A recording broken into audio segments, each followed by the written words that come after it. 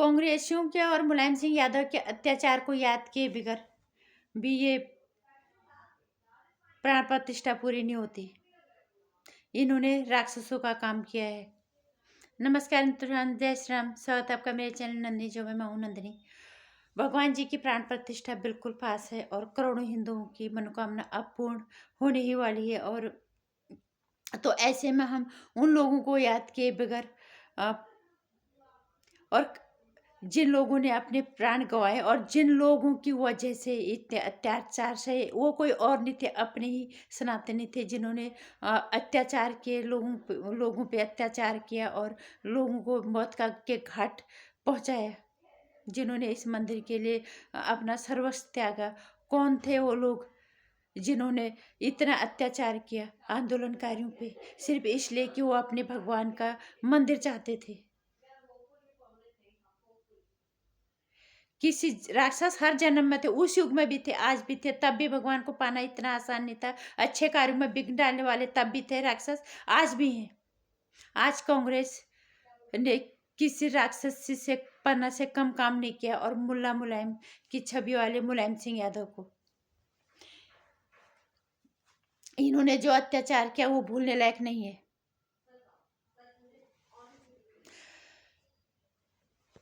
कांग्रेस का अत्याचार हिंदू विरोधी हमेशा रही है, कांग्रेस है और हमेशा रहेगी। और हम हमेशा चाहेंगे कि कांग्रेस का राजनीतिक वजूद खत्म हो जाना चाहिए। जितना अब पढ़े और गुस्सा आ रहा है और गुस्सा अब आग बबूला हो रहा है, अंदर से मन कर रहा है कि कांग्रेस सारी जगह से ऐसे गायब हो जाए।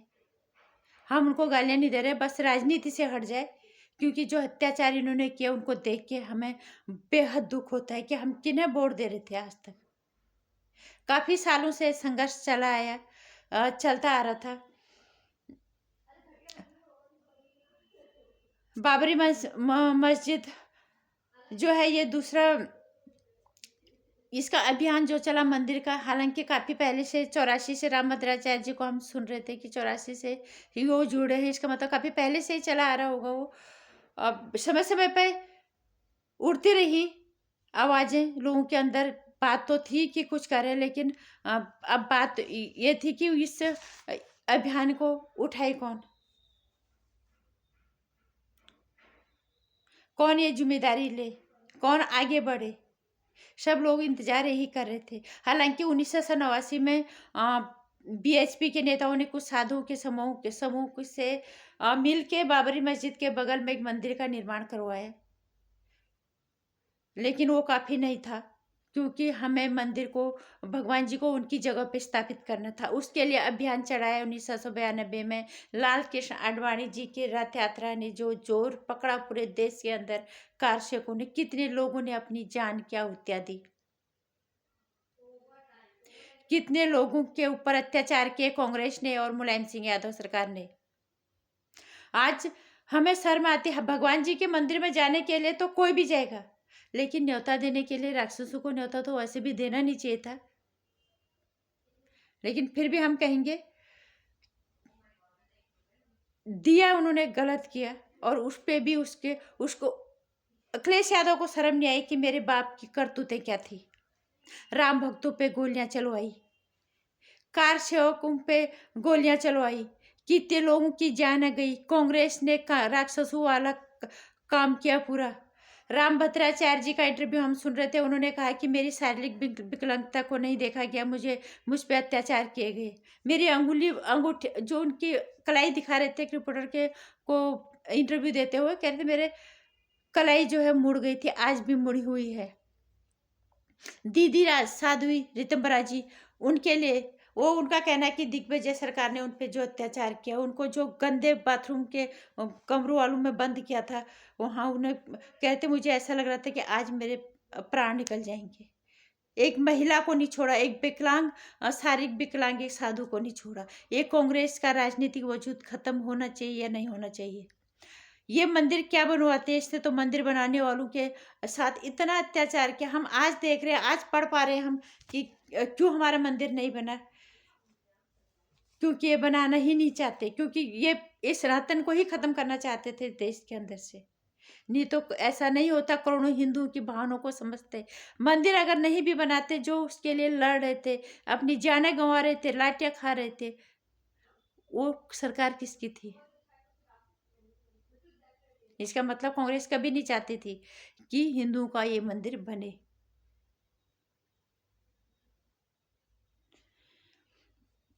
मुलायम सिंह यादव जी को, मुलायम सिंह यादव को क्या बोले इस बारे में?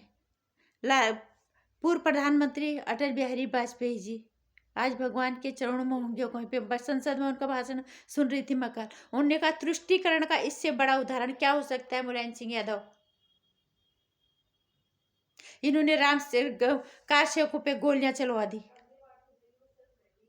इस मंदिर की प्राण प्रतिष्ठा को हम कोठारी बंधु को याद किए बिगड़ कैसे पूर्ण मान सकते हैं,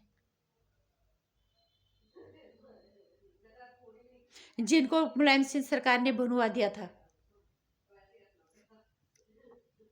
उन्हें दूसरे पक्ष की चिंता थी, उन्हें अपने धर्म की चिंता नहीं थी। कोठारी बंधु जिन्होंने सबसे पहले बाबरी मस्जिद पे भगवा लहराया, 22-23 साल के ये बच्चे जिनकी बहन शादी के लिए इंतजार कर रही थी घर पे, उन पे गोलियां चला दी। वो तो भगवान जी के कार्य करते करते, अपना धर्म का कार्य करते करते भगवान जी के चरणों पे वहीं लीन हो गई। लेकिन हमें नहीं लगता जब हम सुनते हैं ना गरुड़ पुराण में कि एक नदी आती है जिसमें दुनिया भर के पाप करने वालों को रखा जाता है, वो नदी पार करना मुश्किल, हमें लगता है ये मुलायम सिंह वहीं पे होगा और वहीं पे उसकी पीढ़ी भी जाएगी।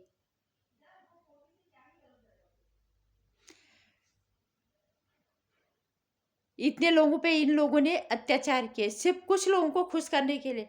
हम ये नहीं कह रहे कि तुम दूसरों पे अत्याचार करो, लेकिन जब अपने धर्म के लिए, अपने कार्य के लिए सब लड़ रहे थे, तो कम से कम उन पे अत्याचार नहीं करते। उन पे अत्याचार किया सिर्फ कुछ लोगों को खुश करने के लिए। सनातनियों पे जो अत्याचार तुम लोगों ने किया, हम ये कहना चाहेंगे कांग्रेस और समाजवादी पार्टी का राजनीतिक वजूद खत्म हो जाना चाहिए।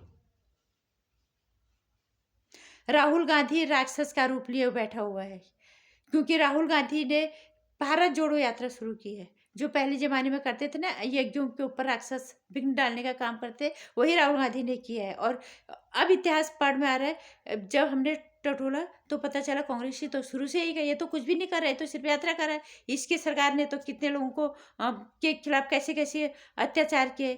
साध्वी ऋतंबरा हो गई, या रामभद्राचार्य जी जो विकलांग थे शरीर से, ऐसे कई अनगिनत लोग होंगे जिन पे इन्होंने अत्याचार क्यों किया। मुलायम की छवि वाले मुलायम सिंह, एक तरफ बाबूजी कल्याण सिंह जिन्होंने एक मिनट सोचे बिगड़ अपनी कुर्सी गवा दी अपने आराध्य के लिए, अपने भगवान के लिए। उन्होंने कहा था भगवान के सामने मेरी कुर्सी कुछ भी नहीं है। एक तरफ मुलायम जो कुछ लोगों को खुश करने के लिए अपने लोगों पे गोलियां चलवा दी। हम कभी नहीं चाहेंगे कि ये लोग सत्ता में बने रहे दिन पर दिन। भगवान चाहते हैं कि दिन पर इनका राजनीतिक वजूद खत्म हो जाए, राजनीति से ही इनका वजूद खत्म हो जाए। भले ये लंबे जिए, हमें उससे कोई नहीं, लेकिन राजनीति में इनका वजूद अब खत्म हो जाना चाहिए।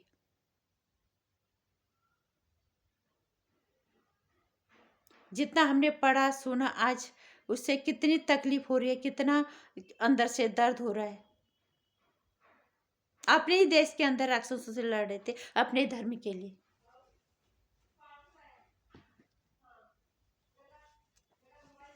इसलिए ये लोग हमें नहीं चाहिए। और राजनीति आज इस हद तक हावी हो गई है हर जगह कि शंकराचार्यों के दिमाग के अंदर भी राजनीति घुस गई है। कितने लोगों ने अपनी प्राणों की आहुति दी। कांग्रेस के सरकार के अंदर ही कई दफे कानून, आज ये कहते हैं कि मोदी जी हर जगह वो करे, तब इन्होंने क्यों, तब जज मर गए थे जब, तब भी तो कानून ने ये फाइल लौटा दी गई थी कि ये झूठी रिपोर्ट है करके। तब क्या कानून के अंदर इनकी सरकार का दबदबा नहीं था? आज जबकि मोदी जी सच के लिए लड़ रहे हैं, तब इनको लगता है कि मोदी जी हर जगह हावी हो गए। कानून के अंदर राजनीति, शंकराचार्य के अंदर राजनीति। कुछ दिन बाद ऐसा होगा कि आप लोगों के, हमारे घरों के अंदर भी राजनीति घुस आएगी कि तुमने ये खाना खाया तो इस पार्टी का है, तुमने ये कपड़ा पहना ऐसे रह रहे तो इस पार्टी का है।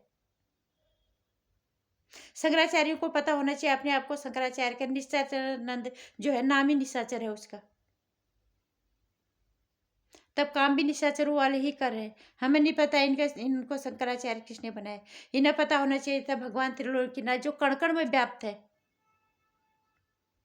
वो हर काम को, अधूरे काम को पूरा करते हैं। हर जगह वो है, हर इंसान में वो है। मारना, किसको जीना है, किसको मरना है, किसको क्या लीला करनी है, सारी पूरी लीला उनकी अंगुलियों पे है। तो क्या अधूरा क्या पूरा। एक बार के लिए मान भी चलो ये अशुभ होता है, अशुभ होता है। वहाँ के मंदिर के अधिकारी का कहना है कि यहाँ कोई सारा काम जो मुख्य अम, अ, पूजा का स्तर वो सारा तैयार हो गया। इतना भव्य मंदिर बन रहा है तो कुछ ना कुछ काम तो कोने कोने में छूट ही जाएगा। उसको लेके जो बवाल इन्होंने मचाया हुआ है, हमारे सनातन के अंदर, हमारी सनातन के दुश्मन लोग कहते हैं, लोगों का ये कहना है कि सोमवार के दिन राम जी की प्राण प्रतिष्ठा, शिव जी नाराज नहीं होंगे? सनातन के विरोधी हो, तुम कौन से धर्म के हो पहले तो हमें ये बताओ। क्योंकि भगवान जी, शिव जी, राम जी को अपना आराध्य मानते हैं। जब भी भगवान जी जिस रूप में भी धरती में आए, चाहे राम जी बन के आए, चाहे कृष्ण के रूप में आए, शिव जी और उनको देखने के लिए लालायित होते, व्याकुल होते, किस किस रूप में धर के वो उन्हें उनका एक झलक पाने के लिए बेताब रहते थे, वो उन्हें अपना आराध्य मानते हैं। तो तुम अपने आप को सनातनी कहते हो। ये सब कुछ पता होने के बावजूद भी ये सिर्फ एक अ, विरोध किया जा रहा है, और ये विरोध मंदिर का नहीं है, इसमें राजनीति घुसाई जा रही है।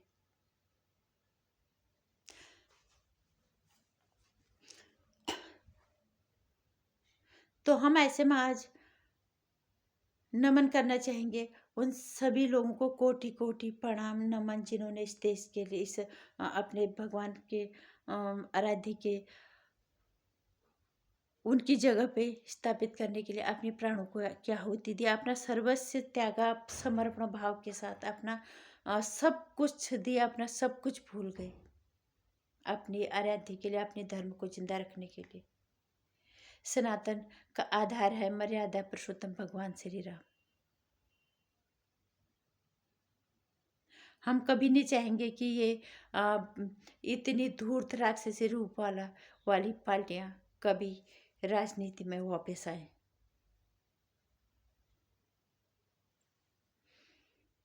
जय श्री राम। जो जय सिंधु के औलाद बन के बैठे हुए हैं, भगवान मर्यादा पुरुषोत्तम भगवान श्री राम उन्हें सद्बुद्धि दे, सही रास्ता दिखाएं, और जो जिन्हों राक्षसी प्रवृत्ति जिनकी है, सजा उनको वही देने वाले हैं, क्योंकि राक्षसों का, बुराइयों का अंत करने के लिए तो वही दुनिया में आए हैं। जय श्री राम।